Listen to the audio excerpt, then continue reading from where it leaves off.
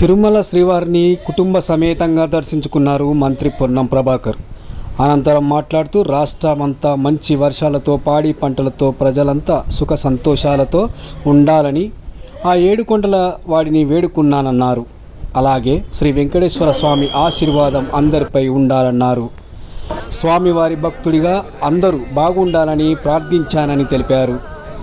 ప్రజాపాలన ప్రభుత్వంలో చేస్తున్న సంక్షేమ కార్యక్రమాలు అభివృద్ధి ప్రజలకు మరింత చేరువ కావాలని ఆ భగవంతుడిని కోరుకున్నానని తెలిపారు. అందరూ సుఖ సంతోషంతో ఉండి సమృద్ధి వర్షాలతో పాటి పంటలతో ఆరోగ్యంతో ఉండాలని భగవంతుని ప్రార్థించుకున్నాను. వెంకటేశ్వర స్వామి ఆశీర్వాదం ఎప్పుడు కూడా ఉంది. తప్పకుండా ఒక భక్తుడిగా మరొకసారి అందరూ బాగుండాలని ఆ భగవంతుని ప్రార్థించాను. ఇక్కడ ఓం నమో వెంకటేశాయ. రాజకీయాలు మాట్లాడకపోతే మంచిది.